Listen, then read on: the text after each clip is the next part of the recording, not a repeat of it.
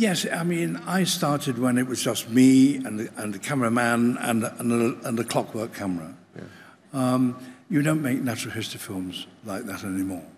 The natural history films now of this sort of quality are made by literally hundreds of people. There may be 30, there may be 50 cameramen who'll be working on one particular program. I think something like 300 cameramen have worked on the series as a whole.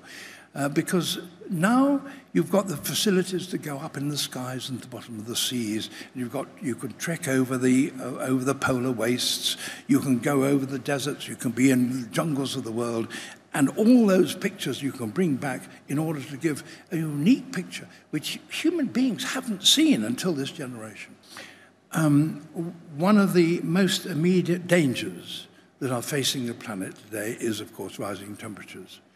And where you may see that, of course, is actually more up in the north than it is in the south. But in the Arctic is temperatures rising very, very fast. And the team who made this series determined, of course, that they needed pictures of the melting ice that would symbolize this. And they went up to the north. Now, the glaciers up in the north, in the Arctic, are moving very fast indeed. And they went to one particular glacier, knowing that it was advancing into the sea rather fast. But you need, glaciers are always on the move a bit, but you need dramatic sea event. They're a bit like children, David, unpredictable. Yeah, quite so. But they wanted to see the glacier that was calving, that is to say, coming off in lumps. And they decided that the way they would see that best would be from the air and in a helicopter. They eventually, on the very last day of their location, they were up in a helicopter and they spied the glacier suddenly beginning to calve, that there were sections of the glacier the size of a skyscraper, of a great multi-storied building, falling into the water, causing huge surges. Now, you're a helicopter pilot. Is that tricky? It can be, David, yes. I mean, huge uprushes of air when the vast blocks fall into the sea.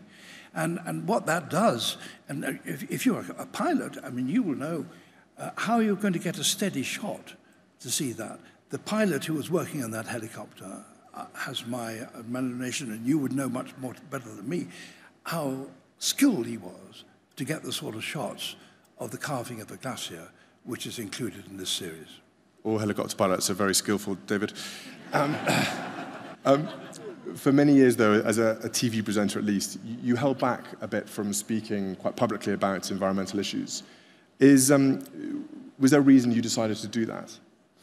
Well, when I started 60 years ago, in the mid-50s, and to be truthful, I don't think there was anybody in the mid-50s who thought that there was a danger that we might annihilate part of the natural world.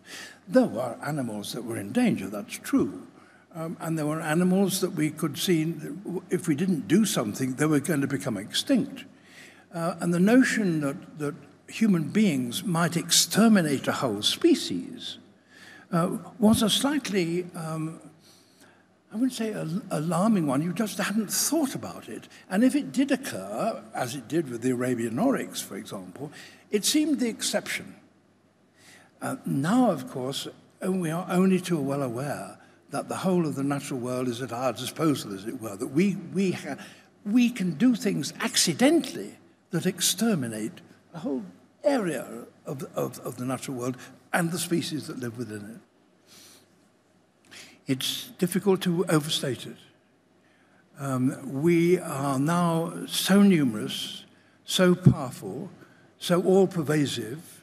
The mechanisms that we have for destruction are so wholesale and so frightening that we can actually exterminate whole ecosystems without even noticing it. We have now to be really aware of the dangers of what we're doing. And we already know that, of course, the plastic problem in the seas is wreaking appalling damage upon marine life, the extent of which we don't yet fully know. And why do you think the world leaders and those in key positions of leadership, why do you think they've taken so long and there have been quite a few faltering steps to act on environmental challenges? Because the connection between the natural world and the urban world, the society of human society, has always, since the Industrial Revolution, has been remote and widening. And we didn't realize the effects of what we were doing out there. But now we are seeing that almost everything we do has its echoes and has its duplications and implications across the natural world, so that we have now really to care for what we do, because we can exterminate things without even knowing. The chain is so delicate, isn't it? And that if you pluck out some of these gaps without realizing what you're doing, the consequences, the repercussions go for generations. Yes. Yeah. And talking of generations, people of my generation now are beginning to step into positions of leadership around the world. The work to save the planet is probably largely going to happen on our watch. What advice do you have for my generation, and what can we build on that you have started?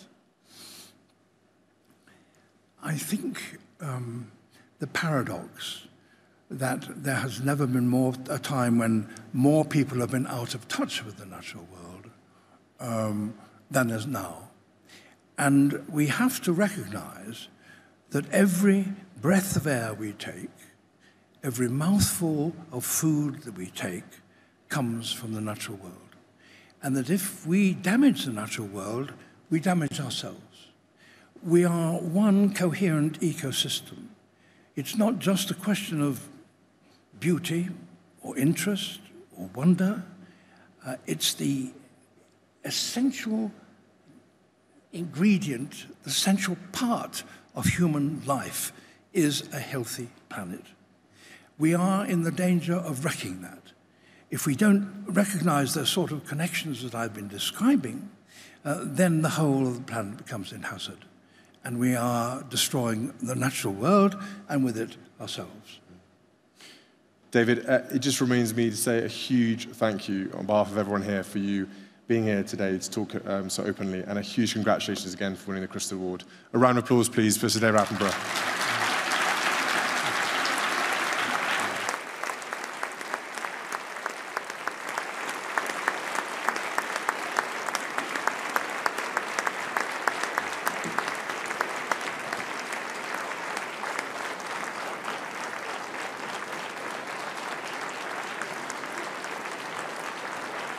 I'll get that little piece of dandruff for